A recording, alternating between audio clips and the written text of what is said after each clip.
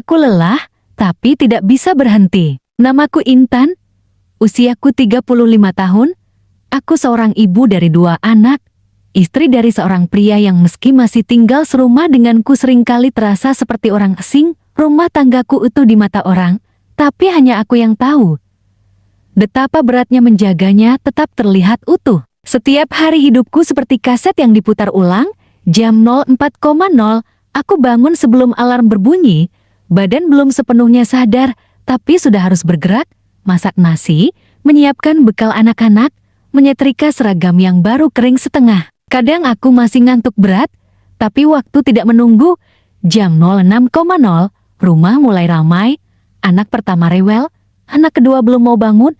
Suamiku masih tidur. Aku membangunkannya sambil berkata, "Ayo bantuin siapin anak-anak." Iya, dia menjawab dengan gumaman, "Entar, 5 menit lagi." Yang aku tahu, dia baru bangun ketika aku sudah mau berangkat kerja. Jam 07.3, aku sudah di jalan. Naik angkot, kadang motor pinjaman. Sampai di tempat kerja, aku jadi kasir sekaligus tukang sapu, sekaligus penerima komplain pelanggan. Senyum harus tetap di wajah, padahal di dalam, rasanya ingin berteriak. Bisakah aku diam saja hari ini? Bisakah aku tidak jati apa-apa dulu? Hanya diriku sendiri. Pukul 17.00, aku pulang. Rumah belum dibereskan. Anak-anak mulai merengek. PR menumpuk. Cucian dari 2 hari lalu belum disentuh. Suami sudah di rumah, tapi sibuk dengan ponselnya. Kadang main game, kadang nonton YouTube.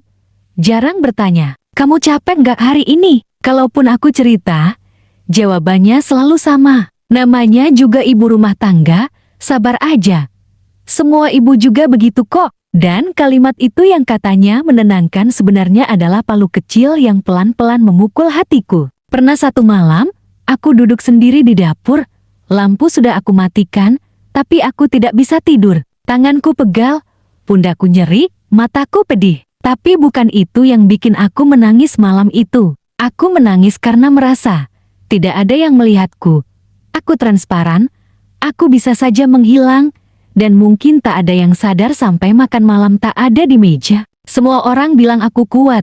Mereka lihat aku masih bisa tertawa, masih bisa antar anak ke sekolah, masih bisa posting foto masakan, masih bisa jawab wah dengan emoji senyum. Tapi mereka nggak tahu, ada hari-hari di mana aku pura-pura tidur, hanya supaya tidak harus menjawab pertanyaan anak-anak. Ada hari-hari di mana aku berharap hujan deras mengguyur non-stop, supaya aku punya alasan untuk tidak pergi bekerja. Ada hari-hari di mana aku masuk kamar mandi bukan untuk mandi, tapi untuk duduk di lantai dan bernapas tanpa beban selama 10 menit.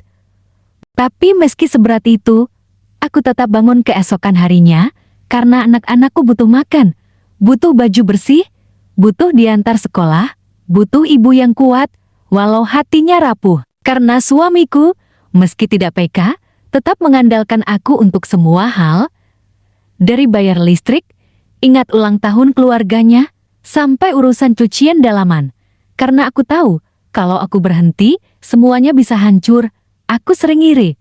Melihat teman-temanku bisa liburan, bisa nonton drama Korea sampai tengah malam, bisa me time di salon, bisa posting foto-foto estetik di kafe. Sedangkan aku, me time bagiku adalah ketika semua orang sudah tidur, dan aku bisa makan coklat kecil di dapur tanpa ada yang memanggil.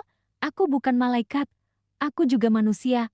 Aku lelah, sangat lelah, tapi aku tidak bisa berhenti, karena semua yang kubangun akan runtuh kalau aku berhenti sejenak saja. Ini kisahku, kisah seorang perempuan yang dianggap kuat, padahal ia terus berjalan bukan karena kekuatan tetapi karena tidak ada pilihan. Kisah seorang ibu yang tak pernah ditanya, "Apa kabar hatimu hari ini?" Kisah seorang istri yang diam-diam berharap, sekali saja seseorang memeluknya dan bilang, "Nggak apa-apa kalau kamu mau istirahat." Tapi sampai itu terjadi, aku akan terus bangun setiap pagi. Dengan tubuh lelah, hati remuk, tapi wajah tetap tersenyum. Kadang, orang yang paling terlihat kuat adalah orang yang paling diam-diam ingin dipeluk.